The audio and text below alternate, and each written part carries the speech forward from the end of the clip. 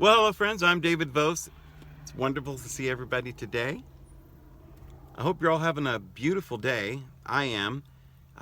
It's just beautiful. Well, I wanted to talk about the Garden of Eden today, the serpent, astrology, and different things like that, because there's some stuff in Genesis chapter 1, 2, and 3 and stuff that is deep. Ooh, howdy. So whoever wrote that wrote something very important, and it's sort of the blueprint for the rest of the New Testament and the rest of the Bible. I've said before, any prophet who ever was a prophet had to get this revelation of paradise. They had to understand, because you see, every symbol in the Bible is based on that. In the garden was mountains, trees, waters, rivers, animals, various kinds of animals, the sky, hell, everything was there. And so you get a vision of that paradise. You understand what that means, all those symbols, and then you can interpret the rest of the Bible. Just like Book of Revelation. There you find all these animals and things like this. What does all this mean, right? Well, you've got to have the revelation of paradise. The Apostle Paul says he knew a man 14 years ago, whether in the body or out of the body, he cannot say. But he knew a man who was caught up to the third heaven. He knew a man that was caught up into paradise. And he heard words that were unlawful to speak, because there are truths about this place called paradise that one cannot know unless one is initiated and learns these things. There was a time when you had to be careful who you taught these things to, because you'd be executed, you'd be murdered. And if you taught them openly, they could find out where you were and come in and murder the whole group. The esoteric believers were underground through a lot of our history, because the devil has been trying to kill them.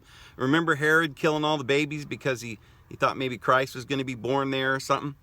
So you see, you had to be careful. And even Jesus didn't teach the parables to the extent that we're doing today, because they weren't ready for them. Jesus said he had to teach in parables, and then privately he taught more clearly to the apostles. So anyway, we've got to understand this, the images and the symbols that are in the book of Genesis. Now, I've gone through this in many ways in different videos. We've talked about the creation, the first chapter of Genesis, which is the creation of Elohim, plural. Let us make man in our image. And how the second chapter introduces Jehovah gods. I am God. Someone was braggingly saying, well, that's me, and I am the only God. And then it tells you what that God, Jehovah, did. And as we've said, it doesn't mention the word bara, or create, there, because there is no more creation. Our Father in heaven is the one who creates. Satan, or Jehovah, cannot create. In Isaiah, it says that Jehovah creates darkness. But you see, that's an illusion. So anything he creates is just an illusion. True creation the source of all things comes from our Father in heaven. So what is this paradise, this garden? Well, you see, our Father in heaven created paradise, because in the first chapter it says he created the fish, the mammals, created humans, and in a certain order. And he created the water and the heavens and the stars and everything. But in the second chapter, it's completely, totally out of order. Adam was created last in the first chapter, because it's an evolutionary thing where it starts with fish and, swarming things and mammals and so forth. But in the second chapter, this Jehovah doesn't create bara, but yasar, which is to bring into form. You'll find a lot of symbols in there that indicate that this is not a creation, but a bringing into a carnal nature. Now, initially, he didn't bring us completely into this carnal nature, but he took and brought a lot of things into form. This is he from the dust of the earth he made Adam into form. Not to say that Adam wasn't already created, male and female created our Father. Our Father created him, male and female. So it doesn't say him, it says them. Okay, so the first Adam was plural, and there was male and female. It was Jehovah then that brought Adam down into the dust of the earth. And then it says he began to, after he'd created Adam, he began to create animals. Well, that's a different order. In fact, it says that when he had created Adam first, there still wasn't any vegetation growing or anything. There isn't even any rain. So in the second chapter, this God Jehovah brings Adam into form and then begins to bring all the animals into form and bring them to Adam to see what he would call them. Well, if you notice, it says that there was one particular creature that was the wisest of all of the creatures, and that was the serpent. Why would that be? Why would the Bible choose the serpent as a symbol of the wisest of all the creation? Well, there's some symbology going on here. A serpent always represents, well, in Hebrew you have the nun, which is a little polywog, little seed, sperm. And sometimes it's called a serpent. Sometimes it's called a fish. And so that serpent's called a nakish. And it has the ish, or the fire. And it has that nun, or that spiritual seed, the DNA. So the serpent can represent the little polywog, or the sperm, or the DNA. And why would that be the wisest? Because in all of creation, because all of these animals represent carnal nature, just different aspects of it. And so in all of creation, the pattern or the wisdom that, when human beings are born, they're wise, right? There's some, like, animals pop out of the womb and they're walking and they're eating and stuff. So there's certain instinctual genetic wisdom there. And there's certain patterns that you're going to grow up to be exactly like the pattern. So there was this DNA that was very wise. And it spoke into the ear of Eve and gave her, because you remember, our Father in heaven created the DNA. He created the serpent. He created the lion. He created the man and the eagle and the astrological signs. Our Father in heaven created everything. Satan can't create anything. So he created the whole garden. But he didn't bring it into this carnal nature. But he did create it. Our Father in heaven created everything. So there was a lion, there was a bull, there was a eagle, and there was a man. That was created by our Father. The bull represents, you can put a bit in the mouth of a bull. And you can control the bull. It's a domesticated animal. And that carnal nature can be harnessed. And you can plow your field and produce food. So domestication and strength and self-control can produce a whole harvest of good things. So that represents the carnal, not the carnal nature, but the nature, the physical nature that our Father in heaven created, that can be controlled and used to produce all of the wonderful things that we need to live in this physical world. So it represents self-control, judgment, and stuff. Now, the eagle flies up above the earth, and he's got these, they say eagles have eyes. They can see a fish in the water, from 300 yards or something, and they can just come down and just, and their little talons will grab that fish right at the exact moment that fish jumps out of the water. They have this far-sighted wisdom, this far-sighted understanding.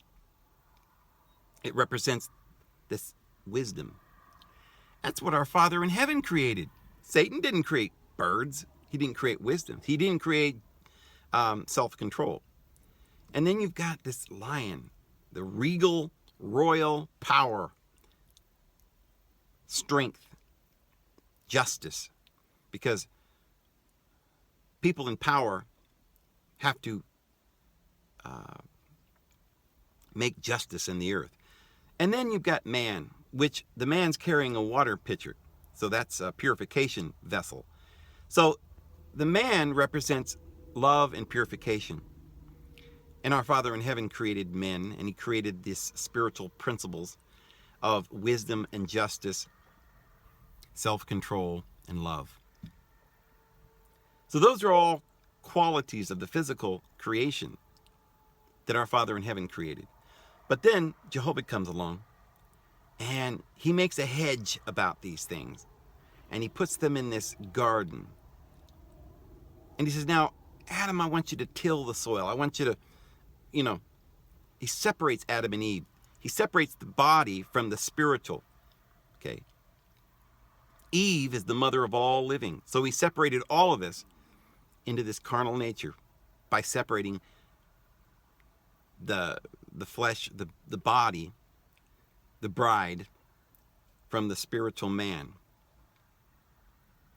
So in that condition,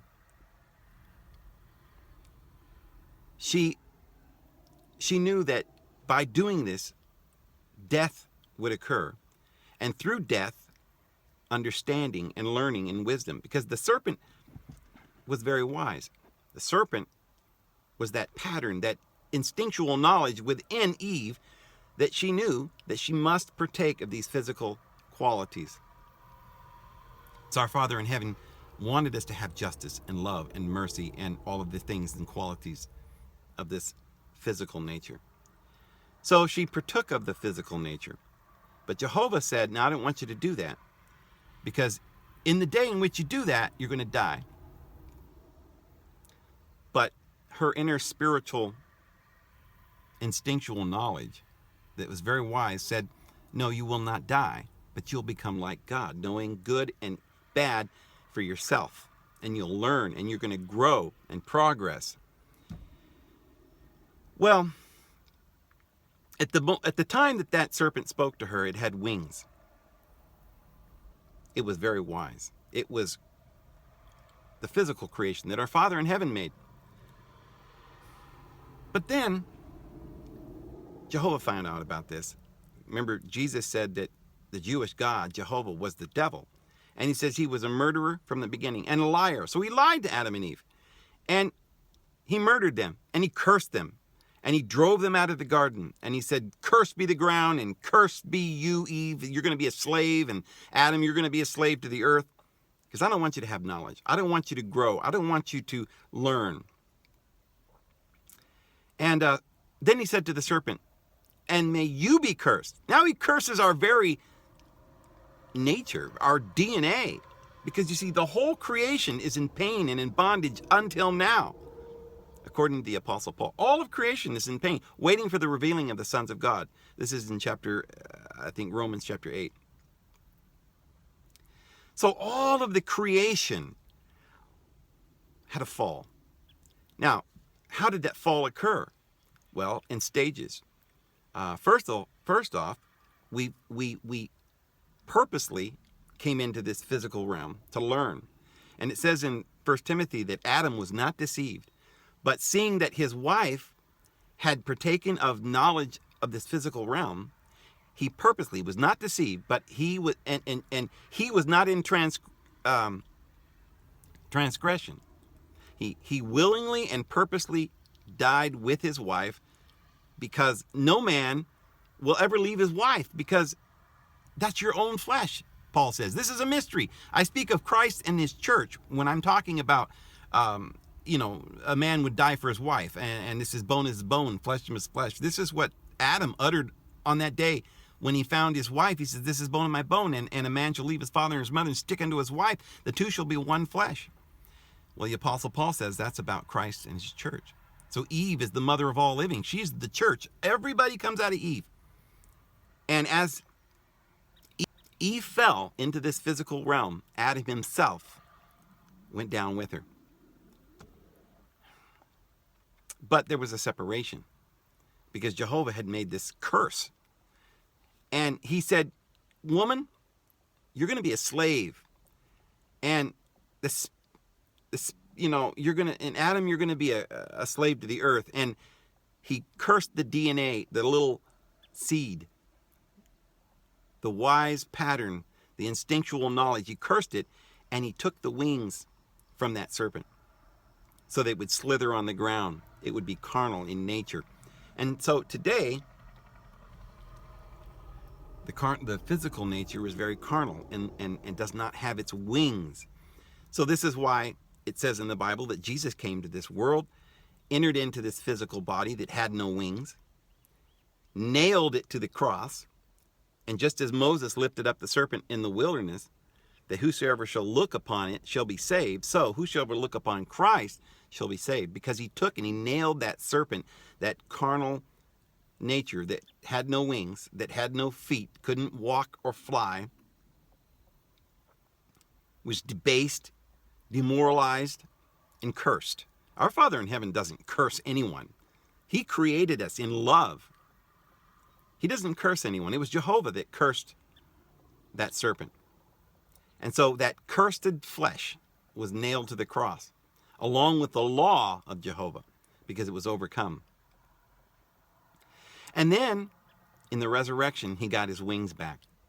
And he's brought back the original immortal existence, the physical creation that has wings, that has the freedom.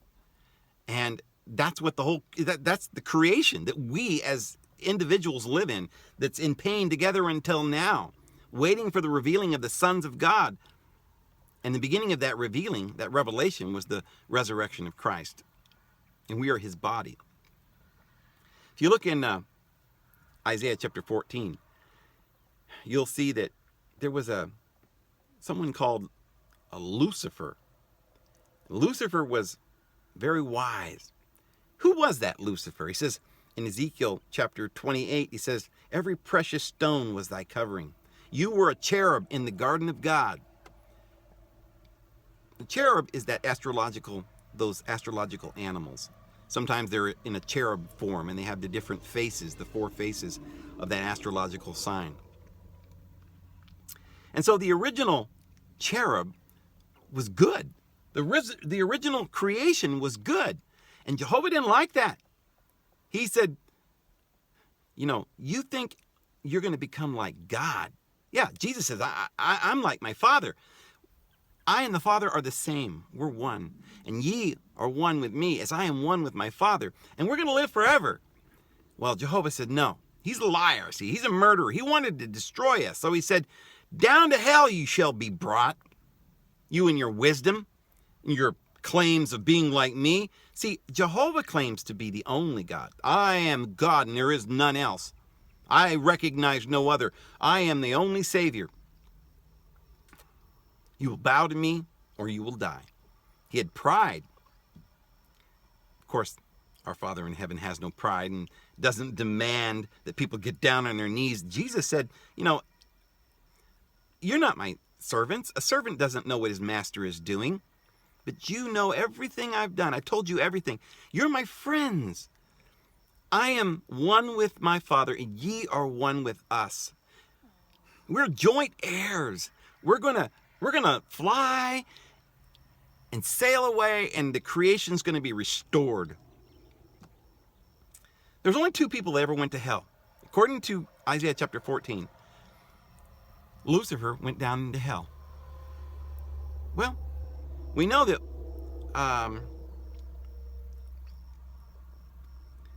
Jesus went to hell. Remember? Somebody was pretty angry with Jesus, and Isaiah chapter 53 says Jehovah crushed him, sent him to hell, and he took pleasure in it. So we know that Jesus went to hell. Jehovah cursed all men to hell and brought that serpent down on his knees and degraded the creation. Jehovah's very angry. The only other person that's going to go to hell is the devil. And in the book of Revelation, it says that he'll be sent there for 1,000 years. And then he'll be let loose. You see, nowhere in the Bible does it ever say that Satan is going to be destroyed forever and ever and ever. Because you see, there's an eternal hell where the worm doth not die and the fire is never quenched. And that is the physical realm. And the god of this world is Satan. And he dwells at the bottom of the wheel. And there's a cyclical thing. Here's the deal, though. It doesn't go around like this and come back in the same spot. It goes around and it's moving forward. So it's a spiral. And so we never come back to the same spot, but we progress. So there's always going to be cycles, but it's always going forward and progressing. Our Father in heaven dwells in unapproachable light, in the sublime essence of eternity. And we'll always be progressing and gaining knowledge and wisdom, but we will never attain unto the complete, there's no end. Our progression is eternal. You cannot see God and yet live. You cannot experience the totality of our Father in heaven and understand completely. He dwells in unapproachable light, which is wisdom and knowledge. And so that knowledge is unapproachable. And we just keep going towards the light and gaining knowledge and wisdom, and because the universe is infinite. So Isaiah chapter 14 is talking about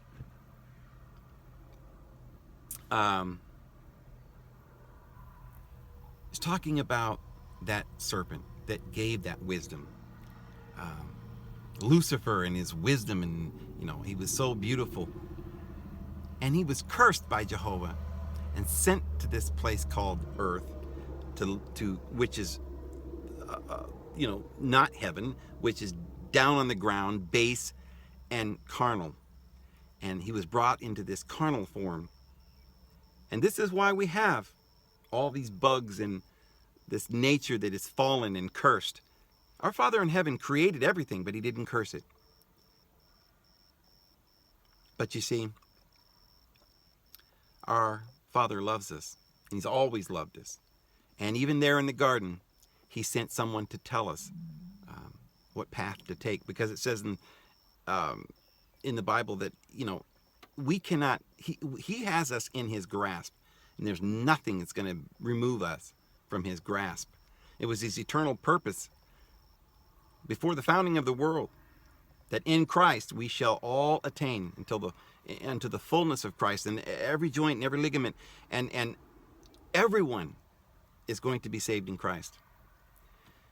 So I'm going to leave it there, and we'll get into this a little deeper maybe in another video coming up. But I'm going to go ahead and go. We'll see you guys tomorrow. You guys have a great day.